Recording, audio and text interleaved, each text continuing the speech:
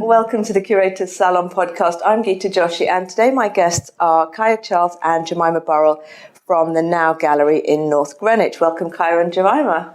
Thank you. Nice to be here. So I wanted us to talk about your work with the gallery and then how that also extends into, the art commissions and the art scene over at Greenwich Peninsula, which is the sort of the area where the Now Gallery is actually located. I know the Now Gallery from not that old, like a few years ago, probably like Camille Walala was the first big exhibition I saw there. But have you guys have both been involved with the gallery right from the beginning. Do you want to talk a bit about that? Yes. The Now Gallery was set up as really bringing designers and fashion designers and artists to the peninsula to create extraordinary interventions in the gallery. And Kaia and I were here from the beginning, and we watched the gallery being built in front of us. And we decided to come up with a program of really sort of tapping into contemporary art and design. And as you said, Camille Walala was one of our designers who brought a maze into the gallery and gave an opportunity for people to come and explore that maze. And a lot of the exhibitions are interactive. We had Something and Son, who got everybody making bricks, and that happened one summer. What other exhibitions have you had that we've really enjoyed? So really, we started around 5 years ago, and actually one of our first exhibitions was quite a beautiful one by Simone Haydens. It was called Shade, and it looked at, digital, mediums, and it really kind of explored the use of the gallery space in a different way. I guess we could say that digital sheets were set up on the facade of the gallery and responded to environments around the space, which was quite an interesting way to kind of kick off or, program. One part of the curating that we think is key is that we actually have fashion exhibitions, which don't seem so apparent actually in London in the way that we do them, where we ask one single fashion designer like Molly Goddard or Charles Jeffrey to come in and look at the gallery. The gallery, we should say, is quite an eccentric space. It's all glass, has an all glass windows, and it doesn't really have walls as you kind of imagine a sort of a white cube gallery to have. So with Molly Goddard, she hung these sort of archetypal Molly Goddard dresses from the ceiling in sort of vivid colours, and people got to come in and sew onto the dresses. So by the end of the exhibition, there were sort of hundreds of these wonderful kind of tapestries all over the dresses. We also explore, and we've started to commission more recently a photographic strand called Human Stories, and that looks at social themes through the lens of kind of younger photographers, and is quite conceptual, and it really encourages photographers also to kind of explore photographic techniques as well. Again, we're working with the challenges of the space, and we explore the best way to kind of hang and mount 2D works. But that's another strand that's been introduced more recently. So you're using the space to actually sort of explore exhibitions with different disciplines, really? Yeah, that's correct. I think that's the only group show that we do, which is quite interesting. And we've done 3 iterations of the show. Mm-hmm. Last year, we worked with Historic England. And that was really great, kind of drawing from a wider, collaborative net. And we showcased works that looked at the last 100 years of Black and Asian heritage, and it contrasted archival work with new commissions. It was a really exciting show. I think what we enjoy doing is collaborating. We've collaborated with people like Paternity and 1.0, and we have what we call now Laters, which is an opportunity to have exciting work in the evenings that people can come in and enjoy. And we feel that that we explore music and we explore interesting lighting in the gallery, that the gallery is a sort of beacon, and that you can come out of North Greenwich Tube Station and see something extraordinary, something that you've never seen before. And we're just working on the moment we're working on an exhibition by a ceramicist called Kinska, and she's got these beautiful blue droplets that hang from the ceiling, that it looks like it's sort of raining in the gallery. And you look in and you can see that she's creating her own world, isn't she? Yes, I think Kinska's a really good example of re-looking and re-exploring traditional techniques. So yes, it's looking at ceramics, but in a very kind of from a very fresh perspective. It's not what you expect at all. It's really figurative. I think a lot of the pieces have actually pushed how ceramics are made. And yeah, it's going to be a really fantastic show that kind of merges illustration and ceramics, really. And it's so colourful, and that's what's lovely about it. I mean, obviously her kind of theme is black and white, and then she has these pops of colour, which I think are going to people are going to love. Do you know what that's going to look like? Or, I mean, because I've walked past the gallery this afternoon and it was still, under construction in that way, right? It's all looking quite exciting, all coming together. But have you got visuals of what that will look like? I mean, is that what you're working from, or are you putting it together as you go along? The key thing, I think, in any exhibition is to know what's happening, so that you have a very clear picture, particularly in this case when we've got very little time to install it. So she's got a house, which is a replica of her studio, which will have, we're looking at about 1,000 different ceramic objects, including little pills and little figures and tools made out of ceramics that will make a sort of very special place for people to come into. So they'll be able to come into this little house, this hut, and then walk through. On the other side, you come out into a kind of ceramic garden, really, with figures. But I think you have to really see it to really kind of connect with it.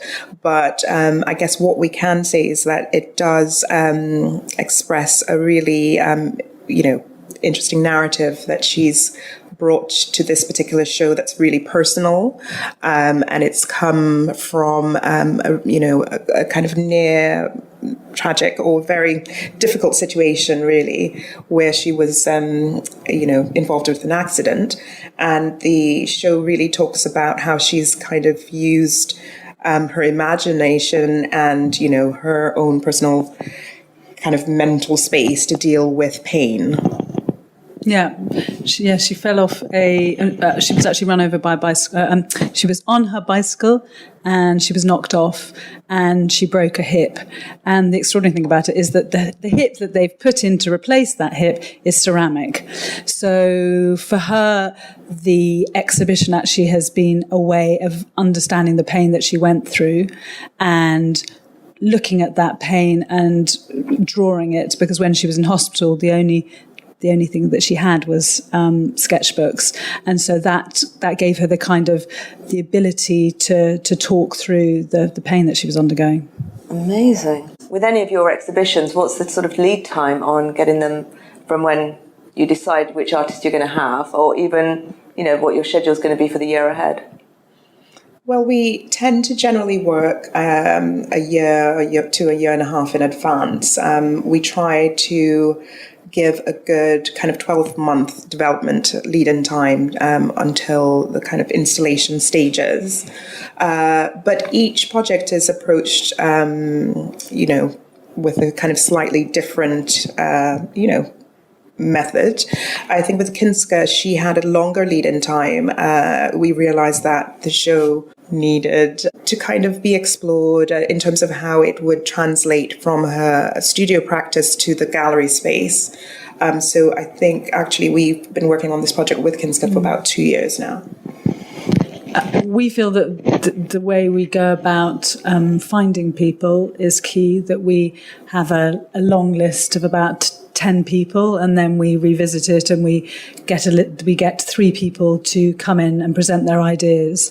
And we find this is a really good way of sort of testing the temperature of what's happening, in design, in art, in fashion. We've had some amazing people presenting who haven't necessarily gone through, but it's been very interesting to see their work. And we find that we work very closely because it's such a unorthodox. It's a strange space that we have to work very closely with people, because actually to fill that space, it costs quite a lot of money, and you have to really be keen in terms of how you're going to do that successfully. Shows like Human Stories do have quite a significant period of research in advance of shortlisting the artists that get involved, the photographers that get involved. So it takes about, would say 6 months or so to develop a sound kind of curatorial approach, and develop the themes, and the provocations that form the central basis of the show. So it varies, depending on... Each show is different, aren't they? Yeah. We often then bounce off, other people in the organisation,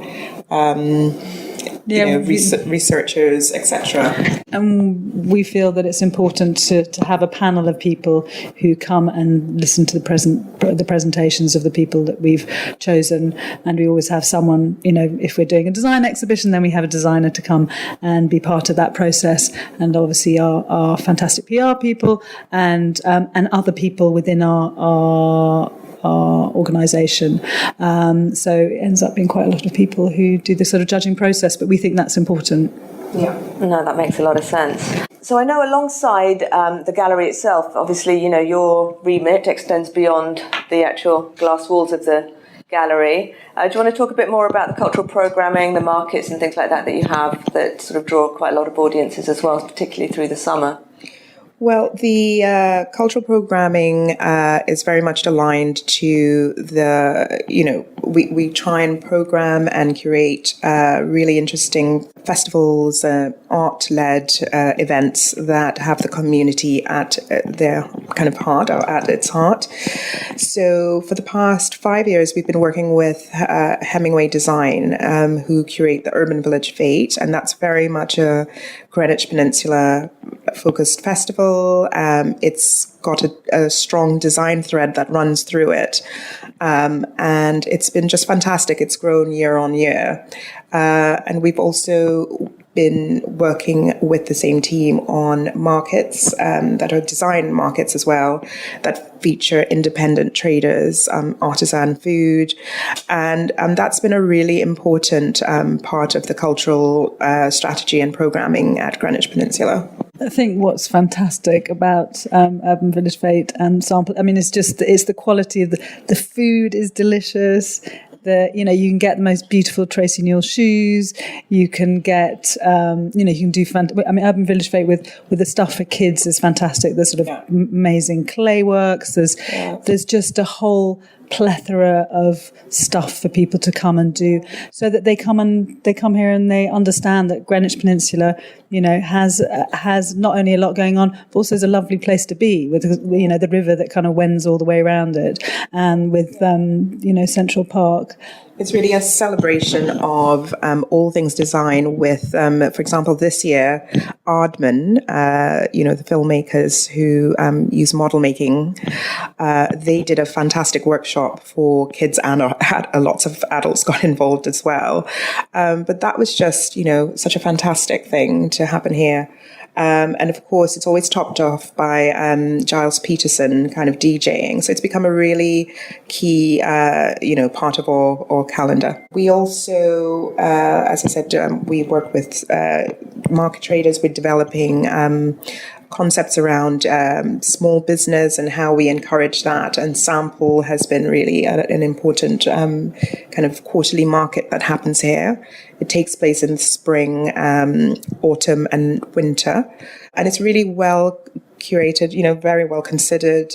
You have up to 100 traders that are selling things from ceramics to prints, and even, plants and so forth. But it all looks very kind of beautifully designed as well. And where specifically does that one take place? Because I'm not familiar with it. So that takes place on Peninsula Square.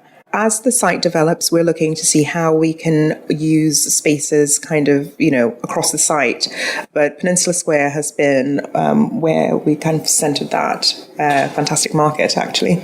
Well, the great thing about Peninsula Square is you walk straight out of North Greenwich Tube and you're there, and you're just suddenly surrounded by, a mixture of really interesting traders. It's great. Oh, fantastic. And actually on the subject of opening out Greenwich Peninsula, because it's a 25-year architectural project, as I understand, and we're 5 years in. Mm-hmm. So the next phase is actually opening out, is it called the Tide, this new area with the walkway and the public sculpture?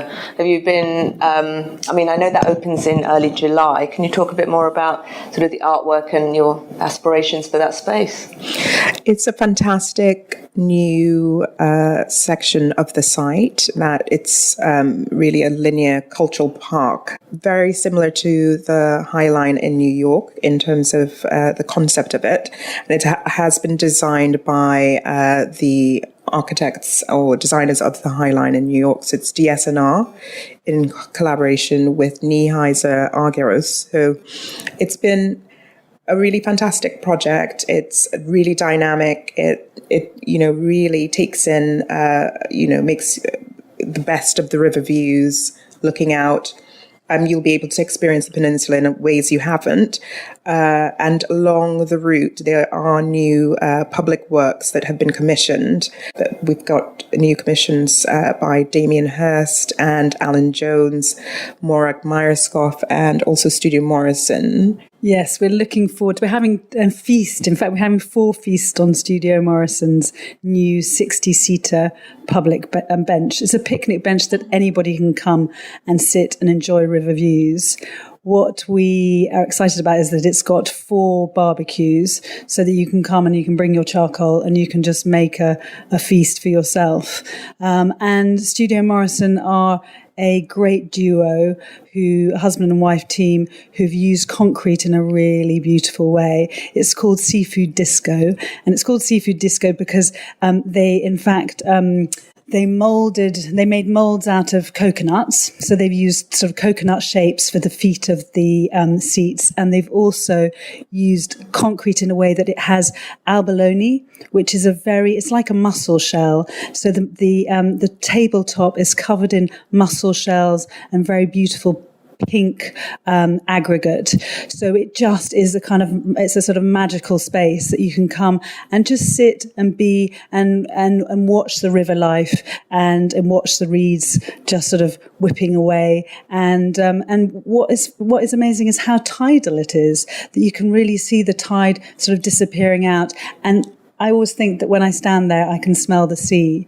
So for us, it's the exciting nature of really, really interesting projects that have they're like jewels along the tide. And the fact is, you walk out of North Greenwich Tube Station and you're confronted by this really striking architectural walkway that you can just meander along, get to the river, walk along the river, and really take an opportunity to explore a part of London that you wouldn't ordinarily explore. Yeah, I think the walkway is intersected by some really bold pieces as well. The artwork by Morag Myerscough. It's titled Siblings, and she's really reimagined functional buildings that flank the walkway. And by doing that, by wrapping them with a fantastic pattern and color, she's created new spaces within which you can explore the canopies of the tide. and you can actually walk through some fantastic vent shafts that actually extract air from London Underground. But those have now been incorporated into the kind of design of the site through this fantastic work as well. So really worth kind of coming down and exploring this new walkway. And that's also so this, what do you call the structure? It's walkway, I guess. It's called the Tide. The Tide itself. Yeah. So, because that's actually going to let you see some of these public sculptures from different levels, so you can see it from when you're up there, but also at ground level as well. Right, It's going to be just this whole other experience of public sculpture, I think. Yeah, from different levels. And that's particularly true of the Allan Jones piece. It's titled Head in Wind. And you can experience it by walking through it, as well as from the walkways and looking down onto it. It's really spectacular, the scale of it. And it's, totally influenced by its location, its riverside location. We feel that it'll give people an opportunity to come down to Greenwich Peninsula and really see the actual culture and design is key to making a place and making it exciting, making it vivid, but also making it a comfortable place to kind of come and live. We feel that Greenwich Peninsula is unlike anywhere else in London. And that, we love being involved with it. It's definitely worth coming and re-exploring the area, rediscovering the area. Since the turn of the millennium, there have been a number of artworks positioned here, but coming back down to the Tide and to the peninsula in general, there are many more newly commissioned works that are architectural interventions. We've got Conrad Shawcross on Millennium Way, pieces by young architects like Studio Weave's 33 in Central Park, as well as A Pinch in Time by another young architecture studio, Flea Folly Architects. And we feel that we're really giving, emerging practitioners, emerging designers a platform. And for us, it makes it a really dynamic place for the community to explore, but also, fantastic place for young practitioners to kind of experiment as well. The launch of the Tide is the 5th and 6th, and then the following weekend, 12th and 13th of July as well, where it's a whole weekend of everything from music, food, obviously the revelation of the big sculptures and everything themselves. So they're big community events. Have you got temporary commissions as well for this period or for the summer in the public spaces? We have, for the launch of the Tide, we are hosting the Turning Tides Festival, which is a first-time festival for us. It's over 2 weekends. As you mentioned, it's 5th to 7th, and then the 12th to 14th of July. And as part of that, we've commissioned Geronimo, who is an LA-based conceptual artist, and she'll be presenting 25 water droplets that have been inflated and are absolutely huge, but they chart the route of the tide, and you'd be able to navigate your way through them and be immersed in these amazing candy-colored droplets. And the largest of these droplets is actually 21 foot high. So they're absolutely huge. And they're going to be a really fun, exciting way to kind of experience the space. But we will be also having an amazing kind of roster of musicians. There's been a program that's been curated by Village Underground. We've got artists like Scanner who are getting involved, and he's created a magnificent audio piece that you can experience as you walk the tide. Also, Yoko Ono's Wish Trees installation is visiting for the festival as well, so you can get involved with that, write a wish for peace as well. Geronimo will be on the tide for about 10 days until the 14th of July. I have to say, I was super excited to see her name on your list of artists for that. So I'm really excited to see what she comes up with, because I'm only familiar with her more like the inflatable balloon type things that she does. Yes, indeed. Outside buildings. So that'd be really cool. Yeah, I love those latex balloons. And, they're all made out of eco materials as well, the balloons. But she is going, she's trialing a new direction, which are kind of inflatable shapes. And she's come up with this really fantastic water droplets that have actually been hand painted as well. So, all to be explored. Well, I am really looking forward to seeing the artwork, the new park, the new everything. Thank you so much for your time today. If anybody is interested in visiting the festival, which I hugely recommend, you can visit the website turningtides.london to get more information, or greenwichpeninsula.com, or join the mailing list at nowgallery.com. Thank you, Kaia. Thank you, Jemima. It's been great talking to you. Thank you so much.